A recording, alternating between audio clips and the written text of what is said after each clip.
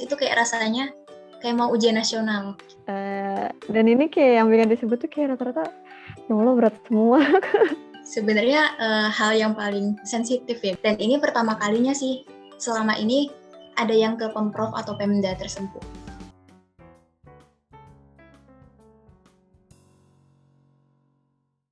Halo, selamat datang semuanya. Selamat datang di podcast Ada Celotehan. Kita hari ini kedatangan narasumber nggak sih, untuk di segmen pendidikan kita? Iya, teman kita. Langsung aja kali ya kita panggil. Iya, bener teman kita. Kita panggil aja, ayo Wikanti. Halo teman-teman, kenalin nama aku Anindita Wikanti Ningtyas, bisa dipanggil Wikan. Aku lulusan dari PKN STAN. Saat ini bekerja di KPP Pratama Banjarbaru. Berarti jurusannya apa ya? Kemarin aku ambil jurusan pajak di program Diploma 3 Pajak. Nah itu di sana ada jurusan apa aja sih? Jadi kalau sekarang ya sama dulu itu beda nama jurusannya.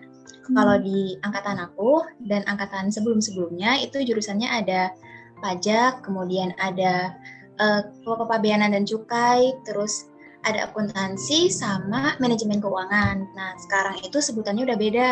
Jadi bukan 4 jurusan itu tapi ada 3 jurusan yang diploma 4 gitu. Kalau dulu kan diploma 1 dan diploma 3 tuh rata-ratanya.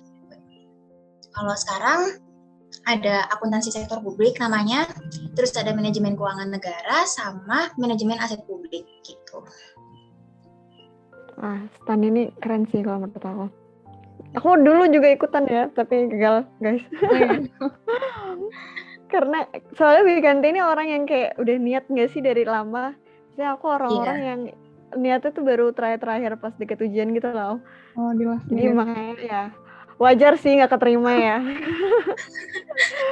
BTW Wikanti kenapa pilih jurusan yang apa tadi, pajak ya? Kenapa pilih jurusan itu? Mau jawaban serius atau jawaban bercanda nih? Oh, dua-duanya boleh deh. Oke, kalau bercandanya gini, katanya kalau kepabeanan dan cukai itu banyak fisiknya. Terus kalau akuntansi itu terlalu banyak hitungannya. Terus kalau yang satunya manajemen keuangan itu terlalu banyak hafalannya. Nah, pajak itu pas-pasan gitu loh. Jadi nggak berat sebelah gitu. Oh, gitu. Tapi bagus tuh. Aku ini sih sebelum masuk itu aku sempat nyari prospek kerjanya gitu. Kayak kalau jurusan ini nanti kira-kira kerjanya di mana, dan aku tertariknya di pajak gitu. Oh, berarti emang udah dari awal milih pajak ya di pilihan pertama kayak gitu. Keren sih udah langsung terima di pajak ya, sesuai apa yang diinginkan kayak gitu. Terus nih Wikanti kan di sini ada pertanyaan disebut dua samanya jurusan apa, tapi kita sama-sama sekelas gitu ya, kita jadi tahu jurusan Wikanti apa. Coba mungkin bisa dibilang jurusan Wikanti waktu SMA itu apa? Oke. SMA kita sama-sama MIPA ya. Ya udah. MIPA. Nah, terus ini tantangan selama kamu di jurusan pajak itu seperti apa kayak gitu? Mungkin dari mata kuliahnya ya, maksudnya kan asing gitu, jadi kayak belajar hal baru, lebih ke apa ya, tantangan setiap ujian sih sebenarnya. Jadi kalau katanya sih kalau tiap ujian di STAN, entah itu UAS atau UTS, itu kayak rasanya kayak mau ujian nasional gitu. Karena sama-sama tegang, terus bener-bener yang apa ya, harus jujur gitu. Ya, maksudnya bukan berarti tempat lainnya boleh nggak jujur, cuman bener-bener kerasa ketegangannya pokoknya. Dan kalau nggak salah, kalian tuh ada apa ya? Ada limitnya. Kalau misalnya nggak lulus gitu, bakal di DO. Dengar-dengar sih gitu. Oh iya. Itu gimana ya? Mungkin bisa dijelasin biar lebih clear. Iya sih, di situ ada. Jadi emang ada mata kuliah tertentu yang ada batas nilainya. Kalau di bawah itu DO. Kemudian ada IP. Kalau IP sih 2,75 ya waktu itu. Mungkin ya mungkin itu buat orang-orang tertentu nggak berat. Cuman emang ada juga kelas yang mungkin dapat dosen yang agak susah. Kayak nggak jujur atau indisipliner, itu juga bisa nyebabin drop out itu. Di bawah 2,75 tadi ininya di DO-nya. Iya, tapi insya Allah kalau emang apa ya, kalau mau belajar maksudnya ya ngikutin pelajaran pada umumnya aja, terus mungkin sopan gitu ke dosen, dan tenang aja kok kalau di STAN itu kekeluargaannya tuh erat banget gitu, jadi kayak kita masuk bareng dan kita keluar bareng gitu, jadi ya lebih enak sih buat belajar. Kayak gitu satu kelas berapa sih weekend tuh orangnya biasanya? Satu kelas itu 40 maksimal. Kalau di angkatan aku kemarin 300 kurang sih, ada 8 kelas. Banyak. Yang pajak, yang diploma 3 pajak. Setiap semesternya ganti sih sebenarnya, jadi lumayan kenal satu angkatan. Tantangan kalau sebelum masuk kuliah itu gimana? Kan kalau nggak salah kalian pada nyiapin buat ujian nih gitu ya? Iya. Jadi itu gimana tuh? Ini ya, mungkin karena sebenarnya kan yang diterima di PKN STAN itu termasuk banyak ya dibandingkan perguruan tinggi kedinasan lainnya. Cuman peserta yang ikut juga lumayan banyak gitu, dan tesnya juga bisa dibilang perlu waktu cepat gitu buat ngerjain. Kalau untuk yang akademiknya, terus kalau yang fisiknya juga perlu nyiapin juga kan. Kan tadi kamu bilang kamu dari MIPA, terus aku penasaran gitu gimana cara kamu buat beradaptasi saat proses pembelajaran. Apakah kamu memerlukan waktu yang lebih untuk bisa memahami setiap pelajarannya gitu, karena kan beda banget ya. Aku pun yang akuntansi itu ngerasain itu gitu, aku merasa butuh waktu lebih lama gitu belajar dibandingin teman-teman yang lain yang memang sebelumnya tuh dari IPS gitu. Sama sih sebenarnya, aku juga butuh waktu ya buat menyesuaikan diri dengan pelajarannya. Cuman kalau di PKN STAN itu dosen-dosennya benar-benar ngejelasin materi gitu. Jadi benar-benar diajarin dari awal, terus ngajarinnya juga menurutku enak gitu. Jadi bisa memahami sih lumayan. Sama biasanya dari himpunan mahasiswanya itu ada kayak ngadain tentir. Sama di angkatan juga ngadain tentir. Tentir itu kayak belajar bareng, cuman nanti ada ada yang ngajarin itu bisa dari angkatan sendiri atau bisa dari kakak tingkat gitu. Itu ngebantu banget juga sih. Jadi kayak belajar bareng, cuman lebih terstruktur aja gitu. Gratis kayak gitu? Gratis. Wah. Jalur masuknya itu berarti cuma ada satu itu ya yang kamu lewatin? Iya, namanya SPMB, Seleksi Penerimaan Mahasiswa Baru. Nggak ada bareng SNM atau SBM atau Mandiri dan sebagainya. Nah, jadi kan Wikanti kan jurusannya tadi pajak. Nah, di sana tuh apa aja yang dipelajari? Terus juga apa ada penjurusan lagi di dalam jurusan pajak itu? Jadi kalau di PKN STAN itu di bawah jurusan ada program studi kan. Nah, aku jurusan pajak, itu di bawahnya ada diploma 3 pajak, diploma 3 penilai, sama diploma 1 pajak. Nah, di diploma 3 pajak sendiri, di program studiku, itu belajarnya pajak secara umum, semua jenis pajak sih, dari pajak internasional, kemudian pajak daerah, atau pajak pusat kayak PPN, pajak penghasilan, PBB, terus pajak barang mewah dan sebagainya gitu. Tapi nggak cuma belajar pajak, jadi juga belajar akuntansi, dari pengantar akuntansi sampai akuntansi lanjutan, akuntansi biaya, terus pelajaran umum lainnya juga kayak statistik atau agama, bahasa, itu juga belajar. Jadi kayak gitu. Berat semua. Kayak benar-benar hitungan semua gitu. Maksudnya kalau kuliah kayak ada beberapa pelajaran yang masih ringan TOEIC. Dan ini kayak yang bikin disebut tuh kayak rata-rata ya Allah berat semua. Enggak loh, asik, serius deh. Serius asik. Oh, passionnya di situ berarti. Iya, kalau passion di situ. Nah, terus aku kepo nih ya, modelnya nilainya cuma berdasarkan dari ulangan harian atau UTS sama UAS doang. Nah, ini menarik sih, enggak gimana ya. Jadi di setiap mata kuliah itu di awal udah ditentuin tuh presentasenya, tergantung dari jenis mata kuliah tersebut. Misalnya ada yang penilaian perilakunya berapa persen, kemudian penilaian aktivitasnya berapa persen, dari akademiknya kayak UTS UASnya berapa persen, itu udah ditentuin di awal gitu. Rata-rata sih yang banyak itu UTS, UAS sama aktivitas. Nah, aktivitasnya ini bisa dari presensi atau kuis harian dan sebagainya. Terus kalau dosennya sendiri ngajarnya gimana? Apakah cuman dari slide yang dijelasin baca doang atau enggak ada kayak praktek-praktek kayak gitu?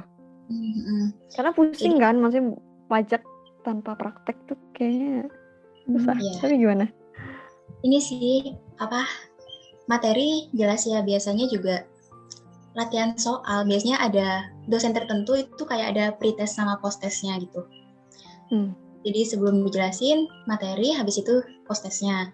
Nah, kalau untuk praktek sendiri, itu lebih ke mata kuliah lab gitu. Jadi misalnya semester 1 aku dapat pajak penghasilan. Nah, nanti di semester 2-nya aku dapat lab pajak penghasilan. Nah, di lab itu khusus kayak praktek ngerjain kasus kayak gitu dari permasalahan umum yang biasanya terjadi. Keren.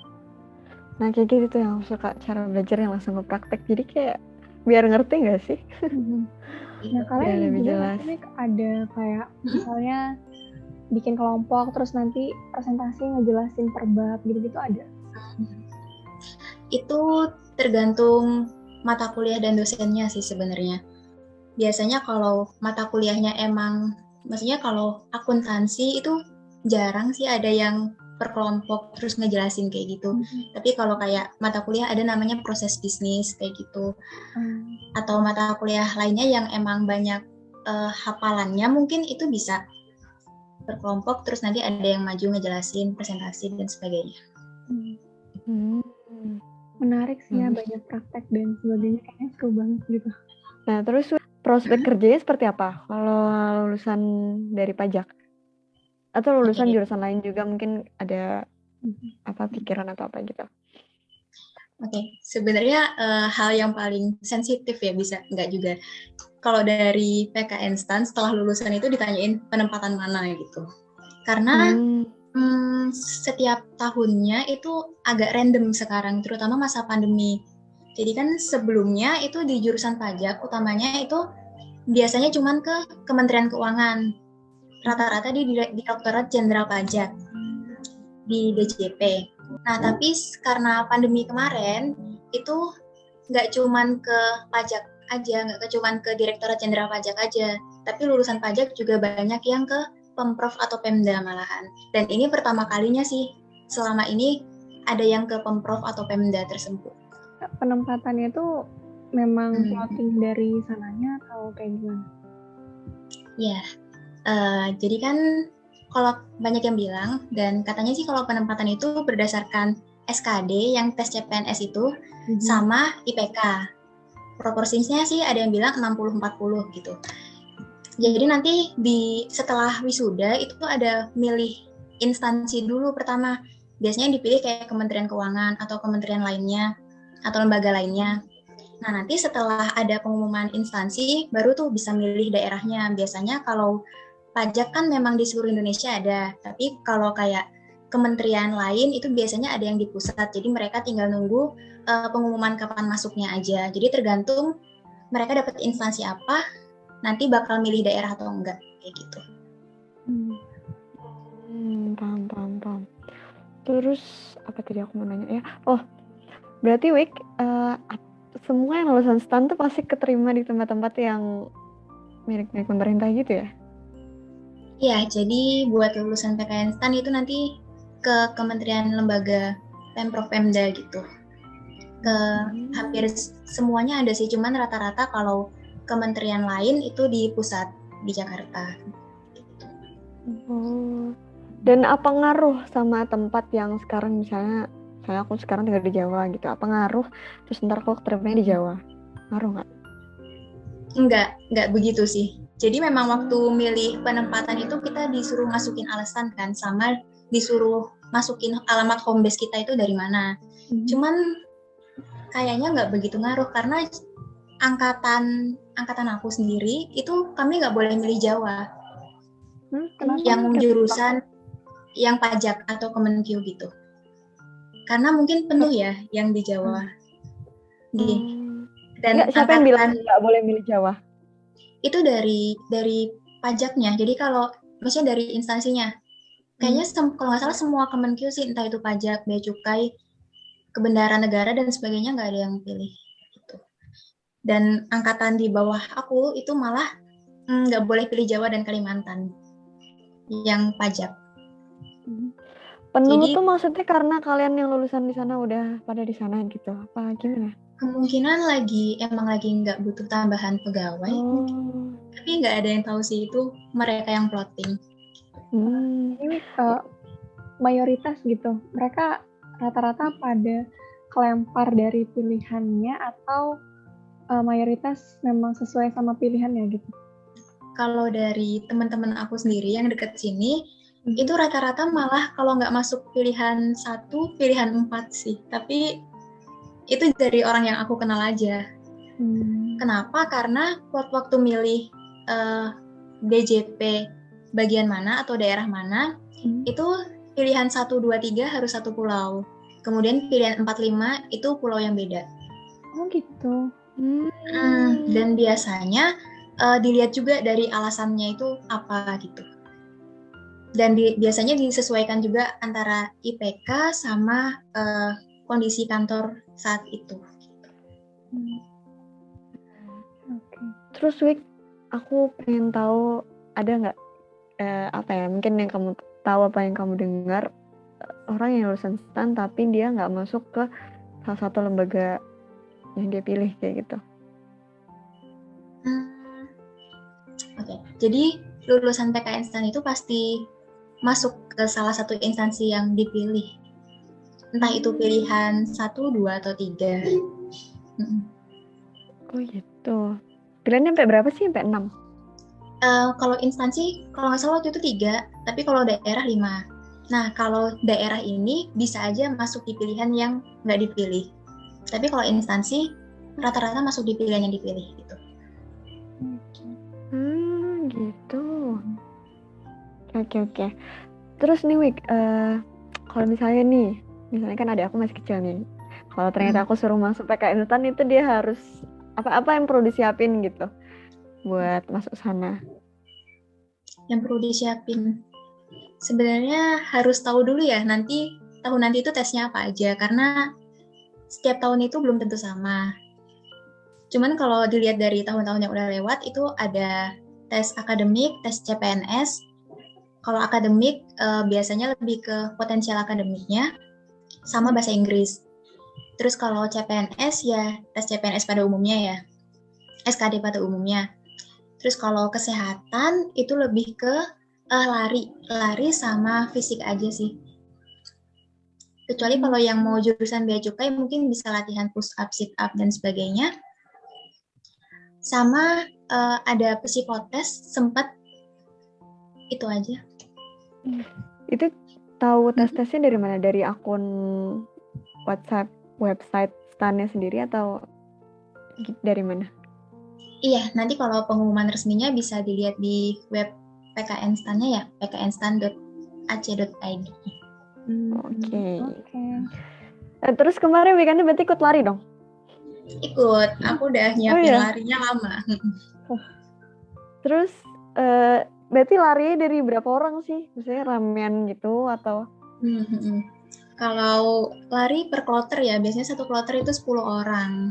Nanti dinilai sih dari, kan itu keliling lapangan tuh. Ada 2 jenis lari, keliling lapangan sama satunya ngebentuk angka 8 gitu. Kalau keliling lapangan ya dilihat jaraknya, karena waktunya sama-sama 12 menit. Terus kalau yang lari ngebentuk angka 8 itu dilihat waktunya, berapa cepat dia selesai 3 putaran kalau nggak salah. Gitu, cepet-cepetan. Kalau paling terakhir berarti kalah, dia nggak bisa masuk? Belum tentu juga, siapa tahu dia paling terakhir tapi jaraknya termasuk banyak. Oke, ngerti. Nah ini terus mungkin tips nih buat teman-teman nanti supaya bisa bertahan di STAN tuh gimana? Karena kan pressure-nya berat banget tuh selama proses pembelajaran. Emang berat nggak sih, Wik?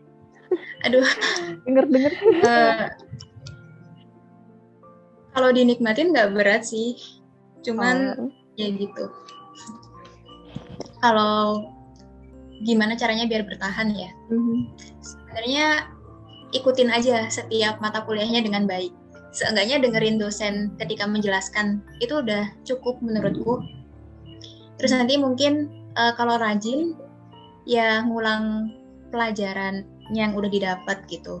Terus rajin-rajin ikut tentir mungkin, walaupun udah paham itu bakal nambah lebih paham lagi.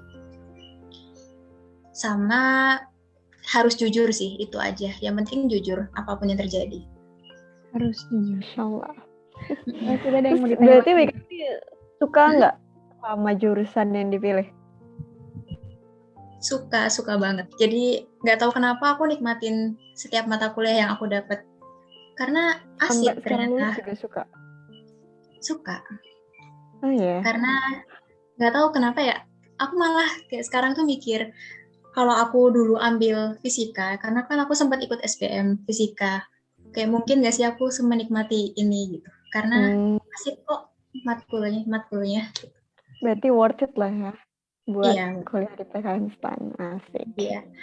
Kelihatan juga nih dari mukanya Wikanti, dari tadi cerita dia berseri-seri gitu loh. Iya bener, bahagia gitu loh, terpancar. Iya terpancar kan. Kalau gitu sebelum ditutup nih, ada nggak pesan dari Wikanti untuk teman-teman yang pengen ngedaftar? Buat teman-teman yang mau daftar PKN STAN, semangat ya. Yang penting disiapin aja semaksimal mungkin, diniatin. Nanti kalau udah berusaha semaksimal mungkin, tinggal nunggu hasilnya.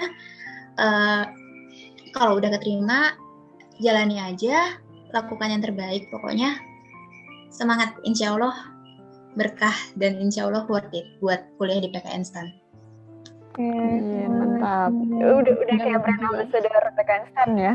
Harusnya dibayar nih Wikanti. Iya, ada. Oke, kalau gitu aja. Makasih banyak Wikanti udah ngeluangin waktunya di sela-sela kesibukannya, apalagi lagi peak season ya. Iya, gitu. Semangat Wik. Makasih banyak. Makasih juga.